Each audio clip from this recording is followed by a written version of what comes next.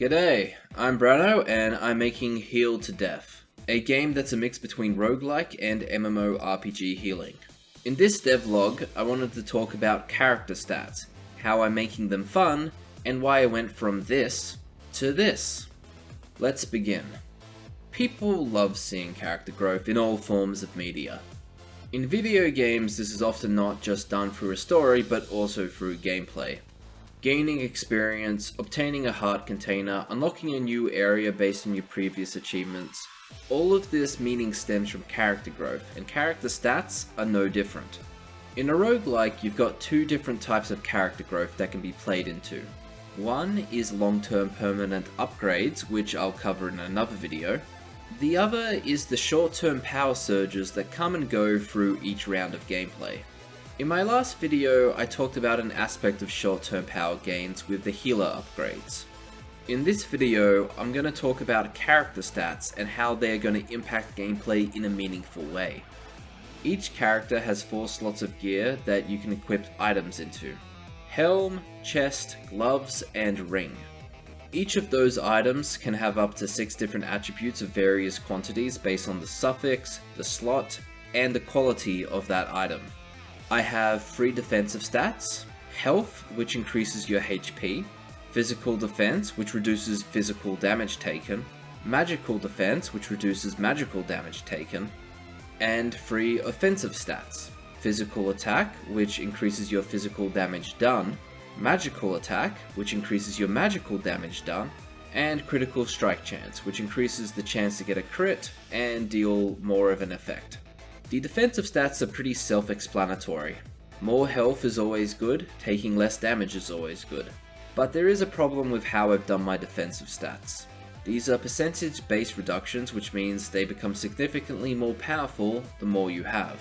Going from 0 to 50% is a 50% reduction, but going from 50 to 75% is another 50% reduction. As a result, these stats start to break the game if you get enough of them. To solve this, I've decided to just have breakpoints where the effect of the defensive stats gets reduced. Every point in defense above 50% means you need 2 points to gain an additional percentage. Every point above 75% needs 4. This turns a stat that scales on an exponential curve to a stat with breakpoints that encourages the player to maybe focus on something else. For the offensive stats, it's a linear equation making the value basically worth the same from start to finish.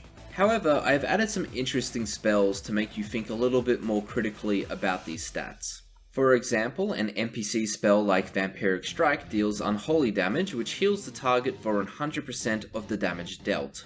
Because it's unholy damage, it scales with the magical damage stat. So maybe you want your melee attacker to stack magical damage instead of melee damage so they can heal themselves more. Another interesting stat is crit. The stat directly improves your healer's healing, so I've had to nerf it a bit in order to make sure that it's not the automatic stat for your healer. However, I've also designed spells to benefit more from crit. Spells like Pyroblast will explode if it crits, dealing additional AoE damage. This means if that your caster has Pyroblast, you may want to stack crit. Another example is Cheap Shot. The spell is 3 times more likely to crit and deals 350% damage instead of 150% if it crits. It's a pretty bad spell if it doesn't crit, but if it does, it's a very powerful single target attack. On the healer side, I've made it so that the stats you get don't impact your healing ability that much. The primary focus of increasing your healing should be with the healer upgrades, which I discussed on a previous video. Critical Strike is the only stat that directly increases your healing output, but I've designed exceptions. One of these exceptions is with the ability Light's Hammer. It's a melee attack for your healer that deals physical damage and heals everyone nearby for 100% of the damage dealt to an enemy. Because it's a physical attack, it scales off physical damage. And because the healing scales off the damage it deals, you can now increase your healing by stacking physical damage. These are some of the ideas I've implemented to make sure that every stat has a chance to be viable in the game. It's also a big part of the reason I decided to simplify the stats you get. I love mechanical complexity in games, but I also really dislike system bloat. all of the different stats removes were different types of magical resistance, with a plan to also add in different types of magical damage. There were two major issues with this system. Number one, complicated stats didn't actually create more freedom. One of the things I really think will be fun is being able to customize your NPC character spells. You want to be able to push your character into a specific direction, and this is impossible if you don't have enough gear options available. If there are too many different stats, a dream build is basically theoretically impossible, especially given how many other RNG systems there are in the game. I don't think you want to let people execute the plan every single time, but it is important to occasionally let people get that dream build, rather than every run being a compromised mess. Point number two, having a ton of stats is really overwhelming. The difference between having to look at 6 different stats and 10 different stats is actually quite major.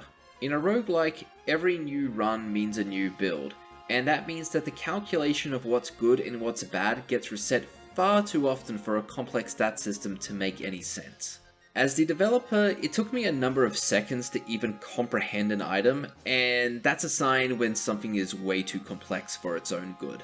So a lot of thought has gone into making these 6 character stats viable and interesting. And I hope to have shown you why I think the current design achieves those goals. Anyway, if you're interested in playing Healed to Death, well, good news. I will have a demo up for you on Steam's Endless Gameplay Festival, which will occur on the 13th of May. So wishlist the game on Steam and you will get a reminder to give it a try when the demo is posted. I'd love to hear your feedback.